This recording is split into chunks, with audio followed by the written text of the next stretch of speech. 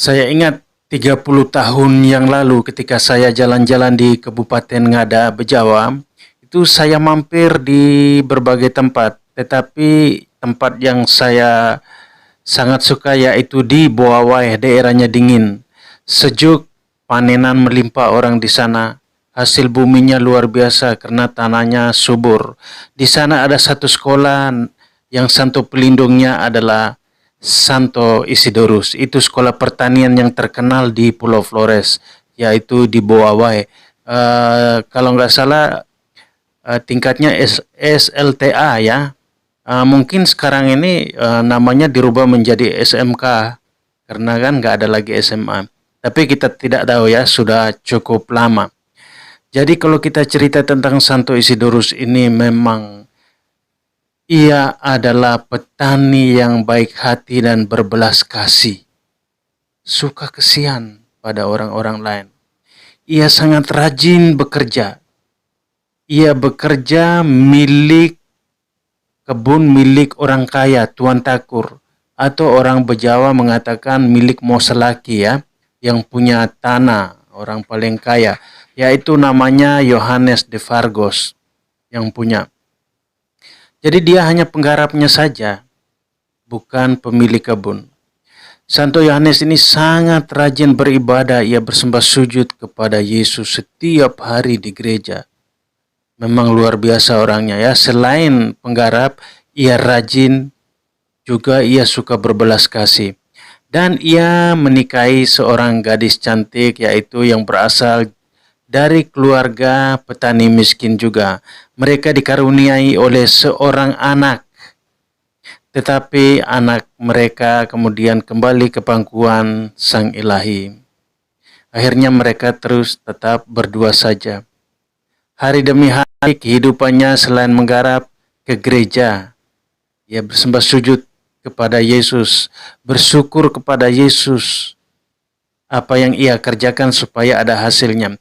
Suatu ketika umat paroki mengundangnya untuk menghadiri pesta paroki. Jadi Santo Isidorus ini langsung berpikir, waduh kalau undang aku sendiri mendingan aku undang kawan-kawanku.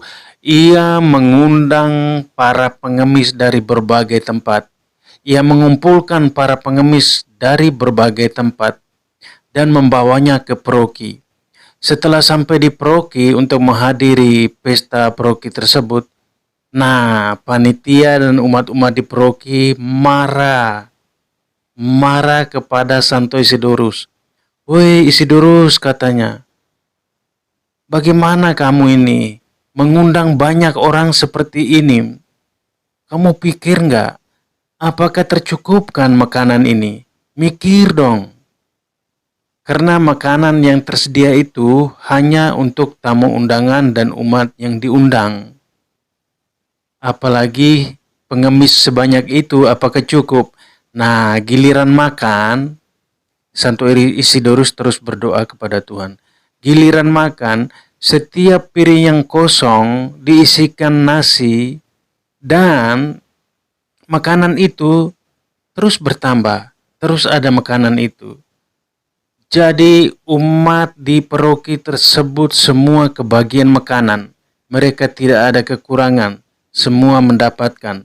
Terus para pengemis yang begitu banyak semua mendapatkan makanan. Membuat umat paroki dan pengurus gereja merasa heran bukan main di saat itu. Mereka heran terhadap Santo Isidorus. Kok bisa ya? Kenapa bisa begitu? Karena Santo Isidorus memohon kepada Tuhan, terus Tuhan juga memberikannya yaitu mujizat kepada Santo Isidorus. Doa-doanya terkabulkan. Luar biasa kan? Jadi itu Bapak Ibu, para petani se-Indonesia, saya sangat mencintai kalian. Mari kita saling mendukung. Doakan saya juga biar saya selalu sehat. Saya akan doakan kalian seluruhnya siapapun. Saya akan mendoakan agar para petani di Indonesia bisa sukses, bisa mendapatkan panenan yang berlimpah, dan bisa untuk menabung sebagiannya. Mari tidak berlama-lama, kita harus menyampaikan isi hati kita dengan doa spontan, yaitu doa kepada Tuhan bersama Santo Isidorus. Seperti biasa, kita mengundang Tuhan agar kita terberkati. Mari kita mengundang Tuhan. Dalam nama Bapa dan Putra dan Roh Kudus. Amin.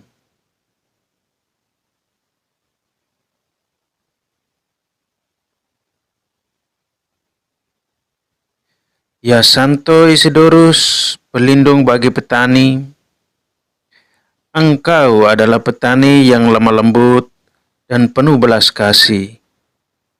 Engkau selalu bersembah sujud kepada Yesus di gereja. Engkau juga membawa para pengemis ke paroki untuk diberi makan. Kini aku datang padamu. Doakanlah bagi para petani dan para penggarap dari Sabang hingga Merauke. Doakanlah bibit padi, ubi, jagung, pisang, kacang, sayur, cabai, kopi, cengkeh, teh, vanili, merica, pala, jintan, buah-buahan, agar tumbuh subur dan panenan melimpah.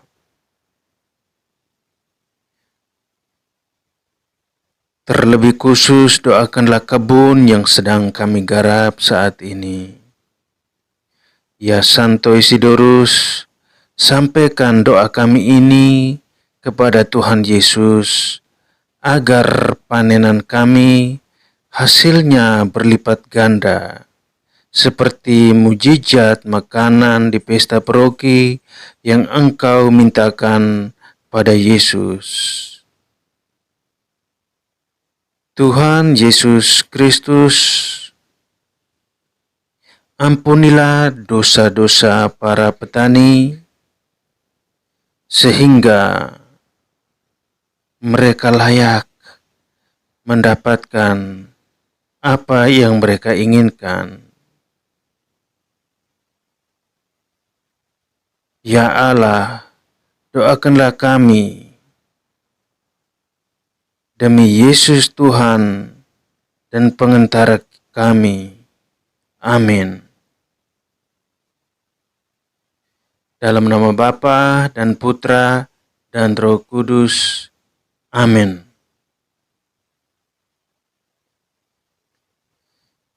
Ya Bapak-bapak, Ibu-ibu, para petani se-Indonesia, mohon maaf kalau ada salah kata di video ini, mohon diluruskan. Apabila yang kurang, mohon ditambahkan. Apabila yang berlebihan, mohon ditegur, agar saya bisa belajar untuk bersabar, agar saya bisa belajar untuk terima apapun komentar dan masukan demi kemajuan saya dan kemajuan kita bersama. Tuhan memberkati kita semua. Amin. Salam, salam, salam.